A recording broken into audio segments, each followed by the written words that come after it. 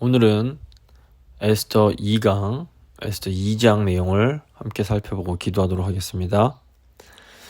에스더 1장은 아하수에로 왕 시절에 수상궁에 있었던 잔치의 내용을 다루고 있습니다. 이 페르시아 왕이 베풀었던 잔치를 통해서 겉으로는 정말 대단해 보이는 권력이라도 그 실체를 들여다보면 얼마나 무능하며 또 우스꽝스러울 만큼 모순적인지를 우리가 볼 수 있었습니다.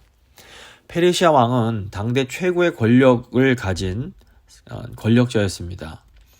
하지만 이 왕은 자기의 아내 문제조차 스스로 해결하지 못하고 작은 거 하나까지 신하들의 말에 의해서 움직입니다. 또 왕의 신하들은 또 그들 나름대로 왕의 눈치를 보아가면서 말도 안 되는 일에 이 왕의 절대 권력을 사용하게 만듭니다. 이 세상 권력이 대단한 것 같고 강하고 영원할 것 같지만 그렇지 않습니다. 오직 하나님의 나라만이 영원합니다. 실제로 이제 역사를 보면 이 성대한 잔치 이후에 아하수에로 왕이 그리스와의 전쟁에서 아주 수치스러운 패배를 당하고 이 국가의 부를 탕진하게 됩니다.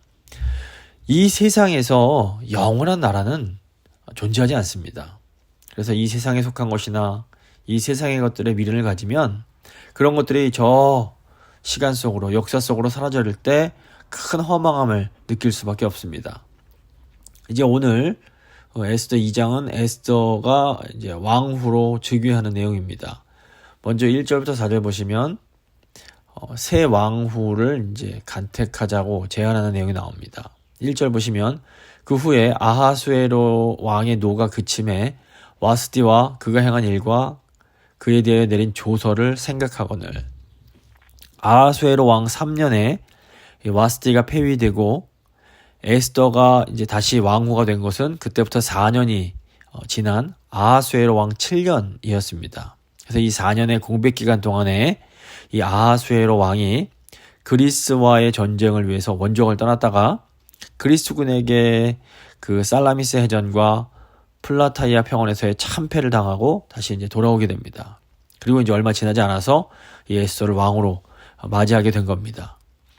고대 그리스 역사학자인 헤로도토스의 기록에 의하면 그리스와의 전쟁에서 패한 이후에 이 아하수에로가 향락으로 세월을 보내다가 결국 이 침실에서 시해를 당하게 됩니다.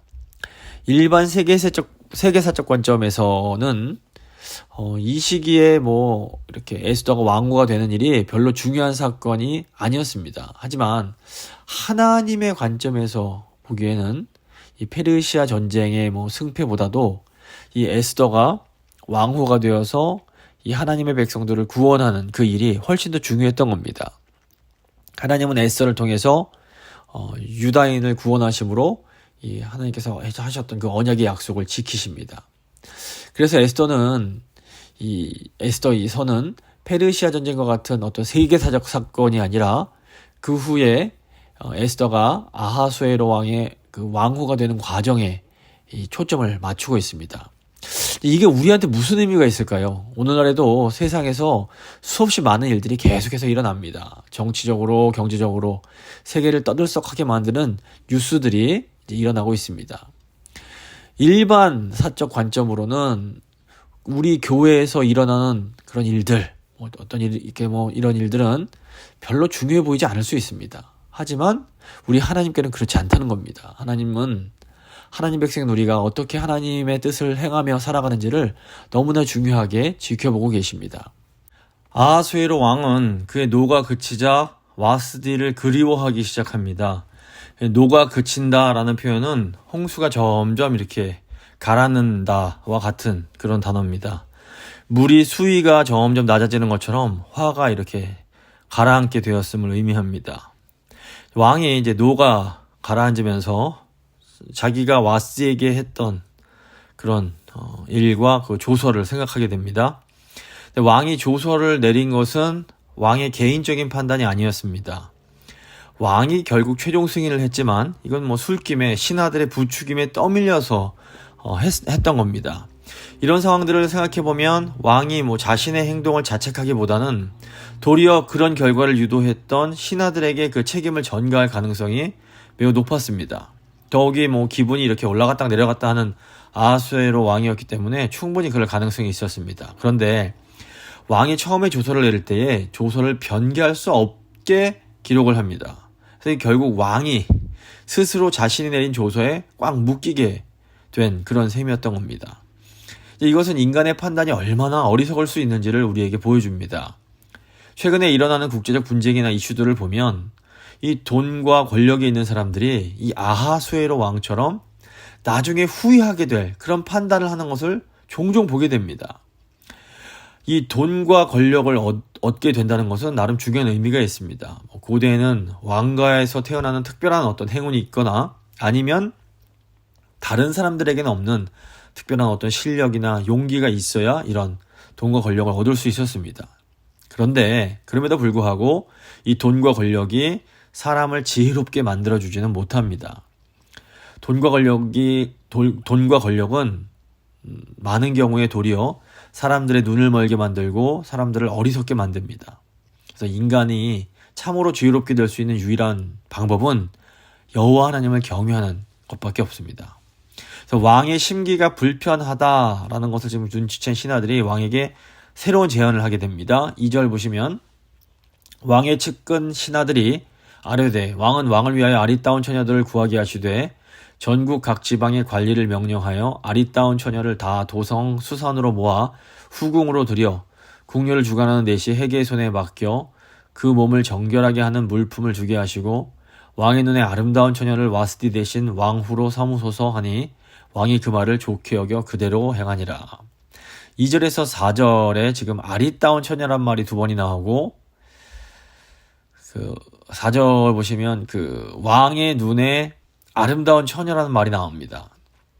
이걸 보면 이 왕후가 되는 것의 조건이 아름다운 미모를 가진 처녀라는 것을 보여줍니다.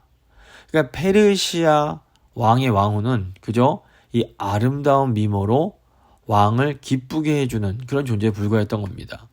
그래서 에스더 1장 19절 보시면 왕후의 위를 와스디보다 더 나은 사람에게 주라 라는 말이 나옵니다. 근데 와스디보다 더 나은 사람, 와스디보다 더 좋은 사람은 그저 와스디보다 더 뛰어난 미모를 가진 그런 여자를 의미했던 겁니다.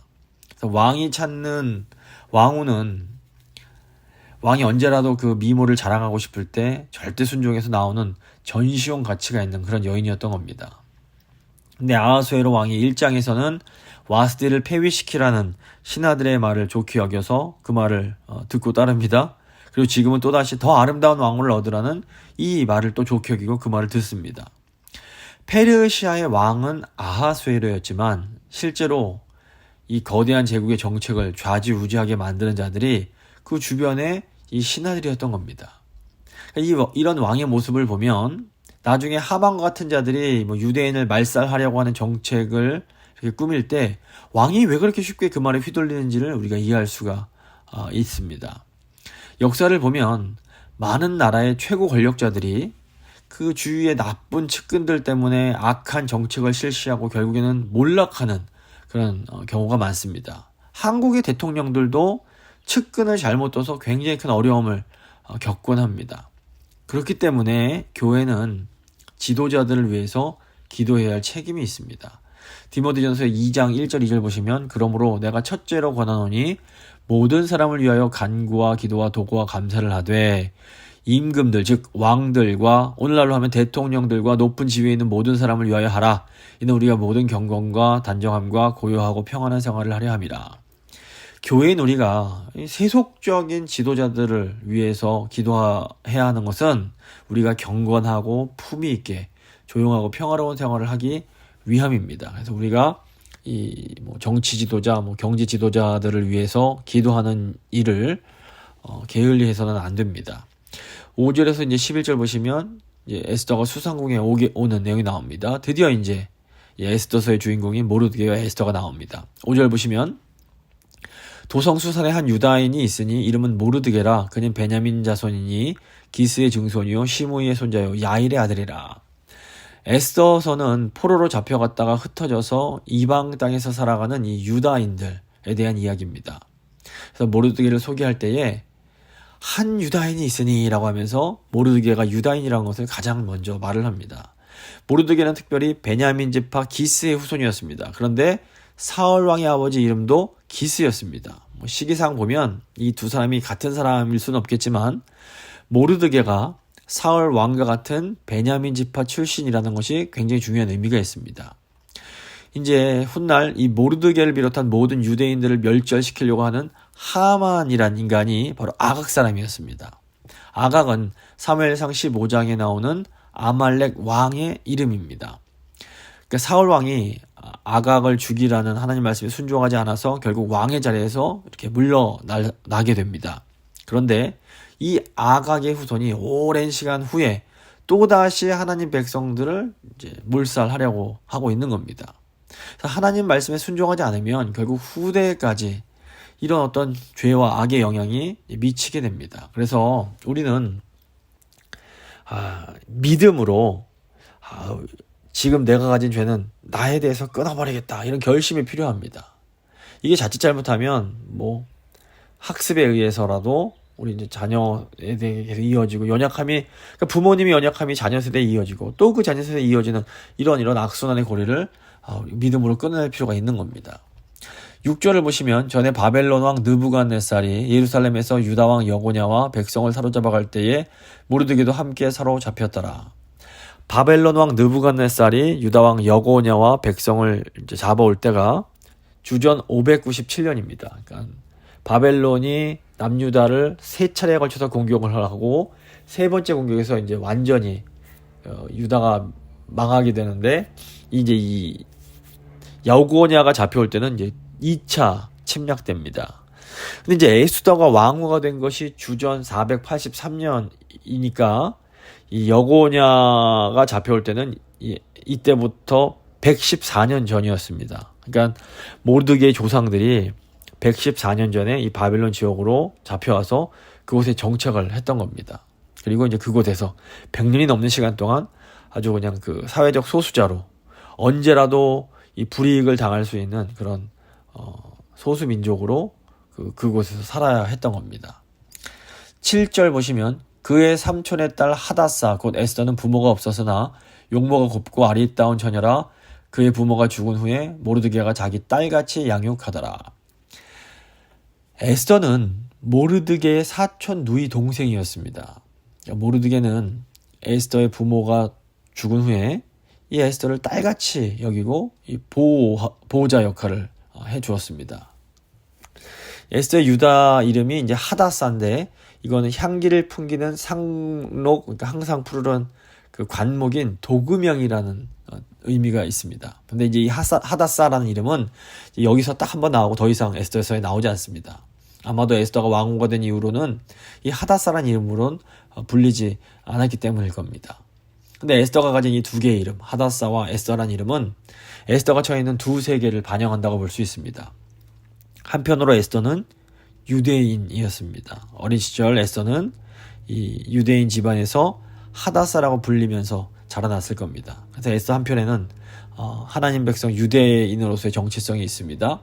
또 한편 에스더에게는 이 페르시아라는 그런 페르시아인이라는 정체성도 존재했습니다. 더욱이 에스더는 지금 용모가 곱고 아리따운 처녀였는데, 이것은 외모를 중시하는 이 페르시아라는 문화, 페르시아의 기준에 부합하는 그런 특성이라는 것을 알 수 있습니다.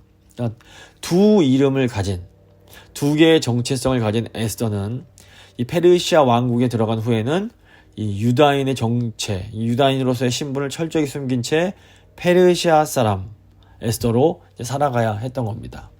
8절을 보시면 왕의 조서와 명령이 반포됨에 처녀들이 도성 수산에 많이 모여 헤게 수하에 나아갈 때에 에스더도 왕궁으로 이끌려가서 궁녀를 주관하는 헤게 수하에 속하니. 왕의 조서가 이제 반포가 되니까 많은 처녀들이 수송으로 모여듭니다. 근데 이제 이 처녀들이 다 내가 왕비가 되고 싶어서 수산상에 자발적으로 몰려간 것이 아니었습니다. 이 원문을 보면 여기 모여라는 말이 능동형이 아니라 수동형으로 되어 있습니다. 이게 무슨 말이냐면 모여들게 만들었다는 겁니다. 이 왕의 명령이었기 때문에 마치 군대 징집처럼 거역할 수가 없었던 겁니다. 그래서 에스더 역시 지원을 한 것이 아니라 왕의 명령으로 왕국에 이끌려 가야만 했던 겁니다. 그러니까 모르드게가 어떤 무슨 정치적 야심 때문에 에스더를 왕궁에 판 거 이런 게 아니었다는 겁니다. 근데 나중에 되면 에스더가 어쩔 수 없이 왕국으로 이끌려 갔지만 이 배후에 은밀하게 일하시는 하나님의 섭리가 있었다는 것을 이제 우리가 알게 됩니다. 그러니까 우리도 때로 우리가 원치 않는 곳으로 가야 할 수 있고 원하지 않는 일을 해야만 할 때가 있습니다.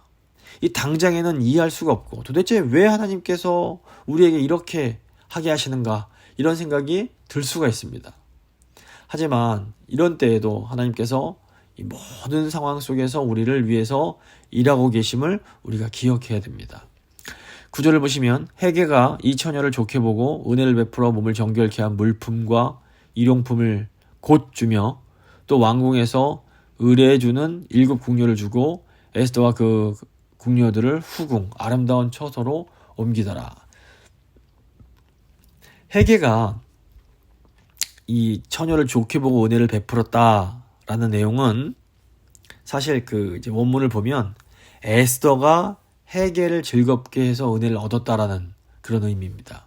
그러니까 에스더는 비록 자기 뜻이 아니라 왕의 명령에 의해서 왕궁으로 가야만 했지만 그곳에서 적극적으로 노력해서 이 헤게의 은혜를 얻어냈던 겁니다. 그러니까 에스더라는 여인은 자신의 상황에 비관하지 않고 적극적으로 자신의 운명을 지금 개척해 나가고 있는 겁니다. 이 원문을 보시면 헤게가 에스더를 기뻐해서 그녀에게 몸을 정결케 한 물품과 일용품을 그러니까 다른 처녀들보다 더 빨리 마련해 주었다는 것이 강조되고 있습니다. 또 여기 보면 의뢰 주는이라는 이런 표현이 있는데 이것은 좀 어떻게 보면 잘못된 번역입니다. 그러니까 헤게가 의뢰 주는 게 아니라 특별히 선택된 7 궁녀를 에스더에게 주어서 에스더를 시중들게 만들었던 겁니다. 헤게는 에스더를 특별히 잘 보고 그녀에게 그 은혜를 베풀어 주었던 겁니다. 근데 여기서 이 은혜라는 단어가 히브리어로 헤세드입니다. 이 헤세드는 구약에서 하나님의 언약적 사랑을 지칭하는 데 사용되는 단어입니다. 그러니까 에스더서에 하나님의 이름이 나오지 않지만 이 헤세드란 단어를 통해서 이 페르시아 왕궁 한복판에서도 하나님의 언약적 사랑이 흐르고 있음을 우리에게 암시적으로 보여주고 있는 겁니다. 10절 보시면 에스더가 자기의 민족과 종족을 말하지 아니하니 이는 모르드게가 명령하여 말하지 말라 하였습니다. 모르드게가 날마다 후궁 뜰 앞으로 왕래하며 에스더의 안부와 어떻게 될지를 알고자 하였더라. 모르드게의 명령에 의해서 에스더는 자기 민족과 종족을 밝히지 않습니다. 왜 모르드게가 이런 지시를 했는지에 대해서 우리가 정확하게 알 수는 없습니다. 하지만 이제 앞으로 전개되는 이야기를 보면 이 페르시아 안에 유대인들을 유독 미워하는 그런 무리들이 있었음을 저희가 보게 됩니다. 아마 모르드게는 이런 유다인들에게 적대적인 분위기를 잘 알고 있었기 때문에 에스더의 생존을 위해서 유다인임을 밝히지 말라 이렇게 당부했을 수 있습니다. 모르드게가 날마다 에스더의 그 안부, 여기서 이 안부를 샬롬인데 잘 지내고 있는지를 이제 파악합니다. 모르드게가 에스더를 정말로 아끼고 친딸같이 여겼음을 볼 수 있습니다. 12절부터 18절 보시면 에스더가 새 왕으로 간택되는 내용이 나옵니다. 12절 보시면 처녀마다 차례대로 아하수에로 왕에게 나아가기 전에 여자에 대하여 정한 규례대로 12달 동안을 행하되 6달은 모략 기름을 쓰고 6달은 향품과 여자에게 쓰는 다른 물품을 써서 몸을 정결하게 하는 기한을 마치며 페르시아 처녀들이 이제 그 왕에게 나아가기 위해서 차례를 기다립니다. 이 기다리는 동안 이 준비하는 과정도 페르시아의 규례, 페르시아 이제 조서와 관련된 이렇게 그 엄격한 규례에 따라서 진행이 됩니다. 에스더 1장을 보시면 이 잔치에서 과도하게 많은 술과 음식이 나옵니다. 그런데 2장을 보면 또 굉장히 왕후를 고르는 과정이 굉장히 과도하게 긴 기간, 1년이란 기간, 또 아주 사치스러운 준비 과정이 있음을 또 볼 수 있습니다. 1년 중에서 6달은 모략 기름을 쓰고 6달은 향품과 여자에게 필요한 다른 물품을 사용해서 몸을 정결하게 하고 기다립니다. 여기서 향품이 페르시아의 아주 유명한 수출품입니다. 그러니까 왕의 후궁을 뽑기 위해서 하는 일이 지금 오직 왕의 마음을 흡족하게 하기 위해서 몸을 단정하는 일뿐이었습니다. 이것은 페르시아 왕이 추구하는 것이 지극히 세속적이고 쾌락적인 것이었다는 것을 간접적으로 이렇게 보여줍니다.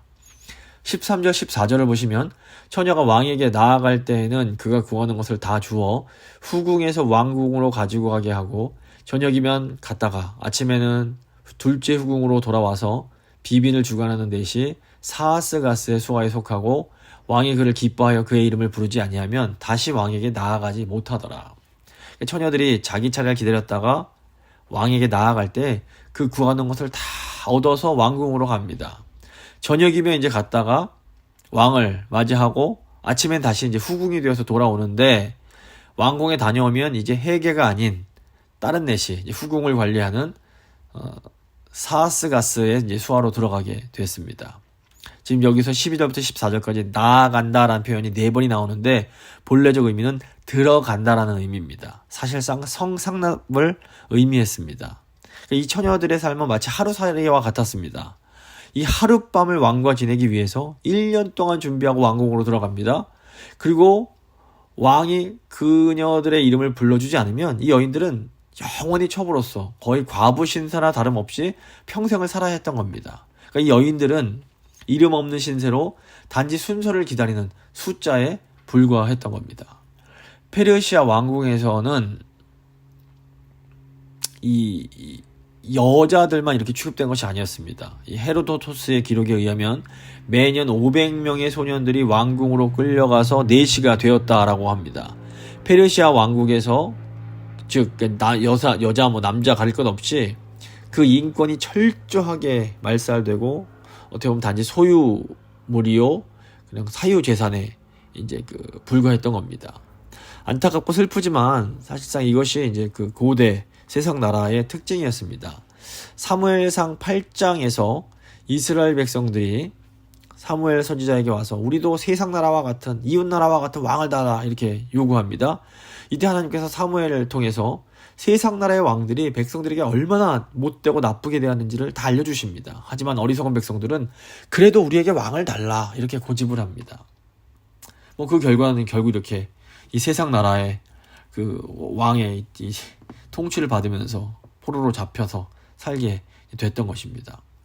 하지만 하나님께서는 결국 하나님의 백성들을 위해서 하나님 나라의 왕을 이 세상 속으로 들어오게 하십니다. 이 세상 나라에서는 처녀들이 막 몸단장을 하고 왕궁으로 들어가야 했지만 하나님 나라에서는 왕이신 예수님이 직접 인간의 몸을 입고 우리에게로 들어오시는 겁니다. 이 세상으로 들어오신 예수님은 또 친히 우리를 만나주시고 우리의 이름을 불러주시고 우리에게 새로운 삶을 주시는 겁니다. 이걸 위해서 친히 십자가를 지신 겁니다. 이것이 너무나 놀라운 기쁜 소식이요 복음인 겁니다. 세상 나라의 왕과는 정말로 다른 완전히 다른 그 왕이 우리를 위해서 오시고 우리를 위해서 죽으신 겁니다. 15절 보시면 모르드게의 삼촌 아비하일의 딸 곧 모르드게가 자기의 딸같이 양육하는 에스더가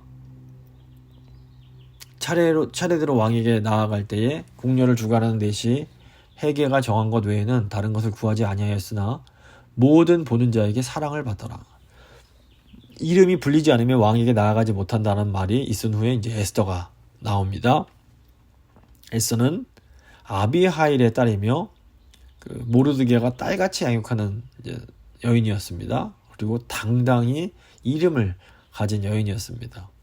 에스더는 왕에게 나아갈 차례가 됐을 때 이 헤게가 정한 것 외에는 다른 걸 구하지 않습니다. 이 모습은 페르시아 왕국의 그런 과도한 막 무절제한 이 사치와 매우 대조되는 검소함과 절제를 보여줍니다. 그럼에도 에스더는 그녀를 보는 모든 자에게 사랑을 받습니다. 이 표현도 원문을 보면 수동태가 아닌 능동태로 에스더가 스스로 노력해서 다른 사람들에게 인정을 받아낸 것을 의미합니다. 그러니까 에스더는 이 페르시아의 방식, 세상의 방식을 따르진 않았지만 그럼에도 세상으로부터 사랑과 인정을 받습니다. 이런 에스더의 모습은 다니엘과 또 세 친구를 또 떠오르게 만듭니다.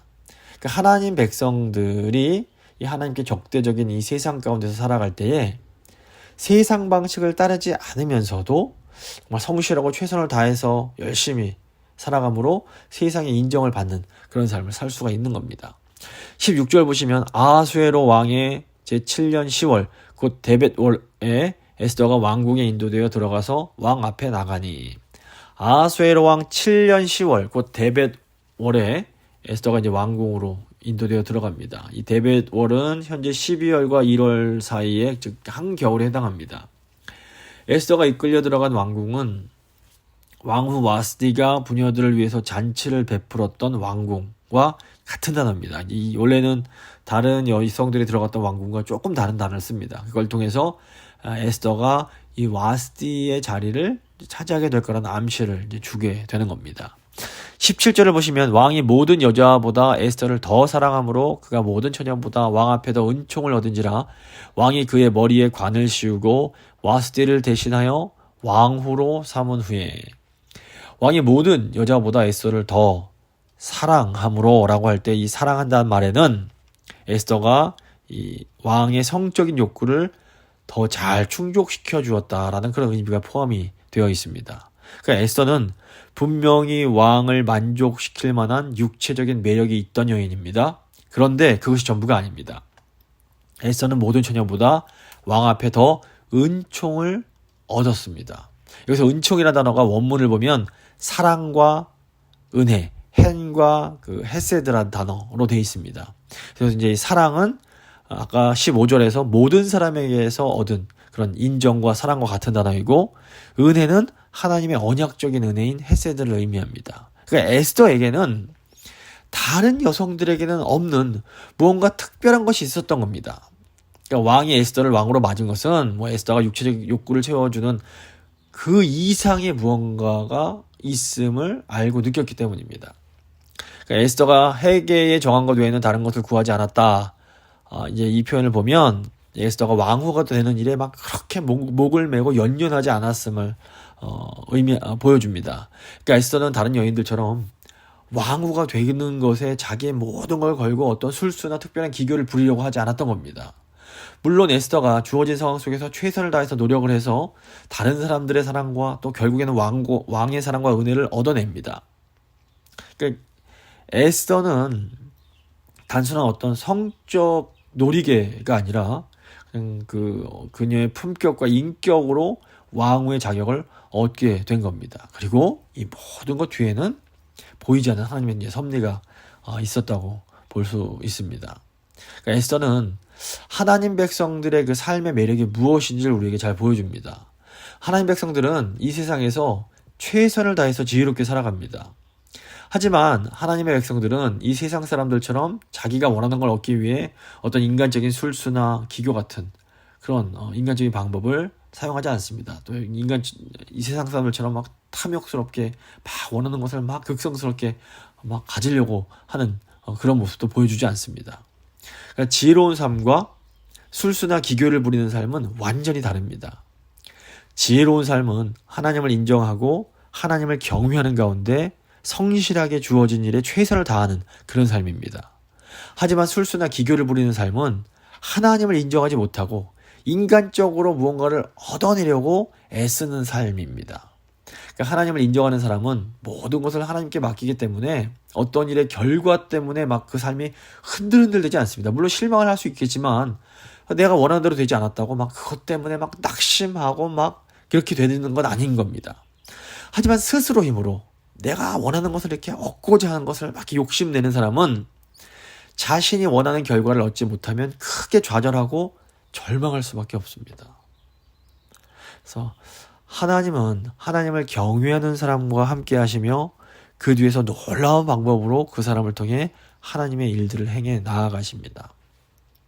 18절 보시면 왕이 크게 잔치를 베푸니 이는 에스더를 위한 잔치라 모든 지방관과 신하들을 위하여 잔치를 베풀고 또 각 지방의 세금을 면제하고 왕의 이름으로 큰 상을 주니라. 왕이 에스더를 위하여 크게 잔치를 베푸는데 이 잔치는 에스더를 위한 잔치였습니다. 왕은 이날을 공휴일로 정하고 각 도의 세금을 면제해 주는 등 관용을 베풀게 됩니다. 즉 에스더라는 유다인 덕분에 많은 사람들이 또 지금 왕의 혜택을 보게 된 겁니다. 에스더는 이방 땅에서도 열방을 복되게 하는 하나님의 백성으로 살아가고 있는 겁니다. 애굽의 종으로 팔려갔던 요셉도 이제 나중에 총리가 된 후에 기근을 준비함으로 많은 사람들을 복되게 하는 그런 삶을 살았습니다. 또 바벨론에 잡혀갔던 다니엘도 이방 땅에 있었지만 다른 사람들을 복되게 하는 그런 삶을 살았습니다. 그래서 우리도 하나님을 모르는 사람들로 가득 찬 이 세상에서 다른 이들을 복되게 하는 그런 삶을 이제 살아가야 됩니다. 19절에서 23절 보시면 모반을 막는 모르드게에 대한 내용이 나옵니다.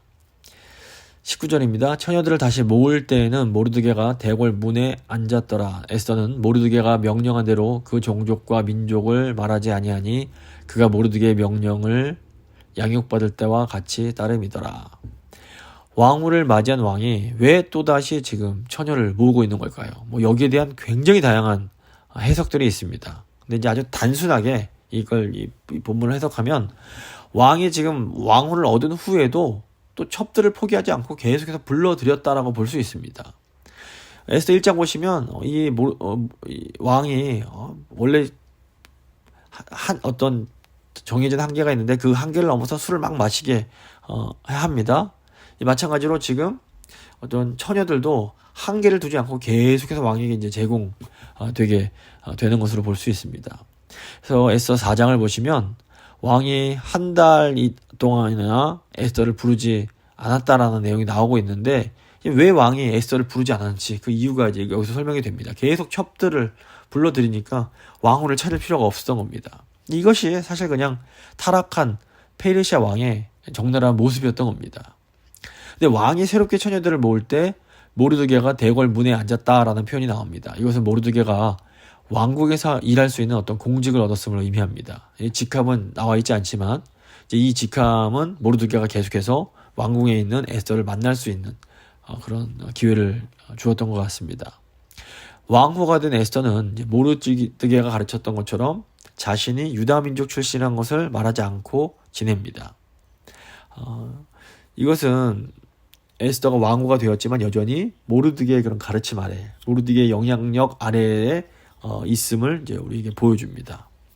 21절부터 23절 보시면 모르드게가 대궐 문에 앉았을 때에 문을 지키던 왕의 넷이 빅단과 데레스 두 사람이 원한을 품고 아하수에로 왕을 암살하려는 음모를 꾸미는 것을 모르드게가 알고 왕후 에스더에게 알리니 에스더가 모르드게의 이름으로 왕에게 아뢰는지라 조사하여 실증을 얻었으므로 두 사람을 나무에 달고 그 일을 왕 앞에서 궁중일기에 기록하니라. 모르드게가 대궐 문에 앉았을 때에 이 문을 지키던 왕의 넷이 두 사람이 이 아하수로 왕에게 원한을 품고 이제 암살하려고 하는 그런 음모를 꾸민다는 것을 알게 됩니다. 모르드게가 그것을 이제 왕후 에스더에게 알리고 에스더는 그것을 모르드게의 이름으로 왕에게 알립니다. 사건을 조사해 보니까 그것이 사실이라는 것이 밝혀지고 두 사람은 결국 나무에 달려서 처형을 당하게 됩니다. 그리고 이 일이 궁중일기에 기록이 됩니다. 이 궁중일기에 기록이 되었다라는 것은 왕이 이 사건에 대해서 알고 있다는 것을 의미합니다. 그런데 이렇게 중요한 공훈을 세운 사람에게 지금 포상하는 내용이 나오지 않습니다. 헤로도토스의 기록에 의하면 페르시아의 왕들은 공을 세운 사람을 이렇게 보상하는 일에 굉장히 부지런하고 관대하게 포상을 했다라는 그런 기록이 나옵니다. 그런데 지금 이 중요한 모르드게의 공이 그냥 간과되었다는 것은 이게 이해될 수가 없는 일인 겁니다. 그런데 더 중요한 것은 모르드게가 이에 대해서 침묵하면서 자신이 포상받을 권리를 주장하는 내용이 나오지 않는다는 겁니다. 그리고 보면 이것 때문에 모르드게가 막 억울하거나 막 고민하고 애쓰는 모습도 나오지 않습니다. 이 모르드게의 모습에서 애굽의 감옥에 갇혀있는 요셉의 모습이 이제 연상이 됩니다. 요셉이 술 맡은 관원의 꿈을 해석해줘서 그가 풀려나게 됐지만 그 관원이 그만 요셉의 그 은혜를 망각합니다. 이 때문에 요셉이 이제 더 오랜 시간 감옥에서 지내야만 했던 겁니다. 하지만 결국 가장 중요한 시기에 이 술 관원이 요셉을 기억하게 됩니다. 이 모르드게도 마찬가지입니다. 아주 중요한 순간에 아하수에로 왕이 이 모르드게의 공문을 또 생각나게 만드는 겁니다. 이 다른 하나님 백성들도 마찬가지입니다. 그러니까 하나님께서 어떤 것을 늦추실 때에는 거긴 반드시 이유가 있습니다.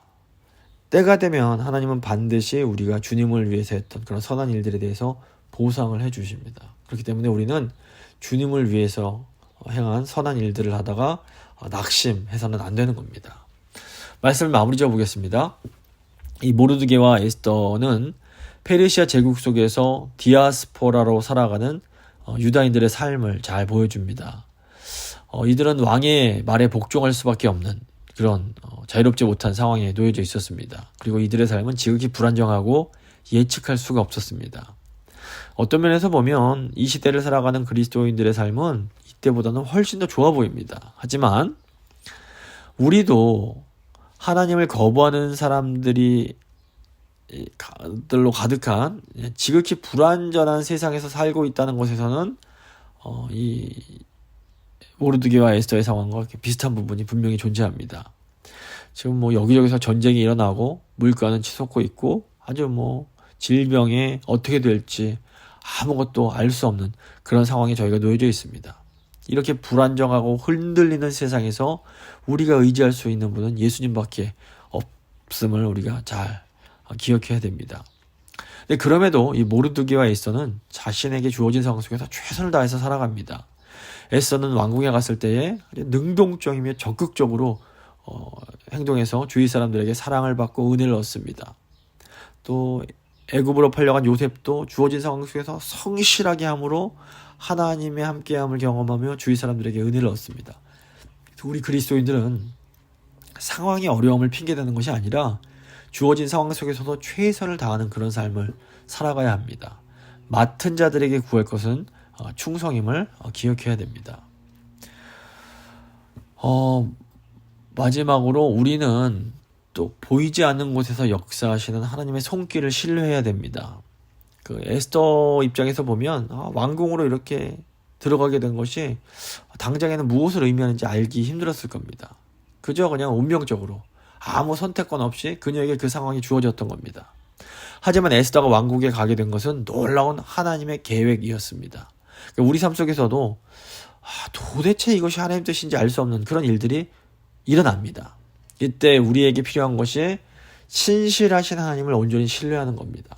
하나님은 선하시고 우리를 통해서 선한 일을 이루어 가십니다. 당장에는 좋아 보이지 않은 일이라도 결국에는 모든 것이 합력하여 선을 이루게 된다는 것을 믿으며 끝까지 주님을 의지하며 소망을 잃지 말고 낙심해서는 안 됩니다. 기도하실 때 하나님, 저희가 이 정말 흔들리는 세상 속에서 도대체 도무지 앞이 보이지 않는 상황 속에서 살아가고 있습니다. 이럴 때에 보이지 않게 일하시는 하나님을 신뢰하며 끝까지 주님께 충성할 수 있도록 주여 저희를 붙들어 주시옵소서. 간절한 마음으로 기도하겠습니다.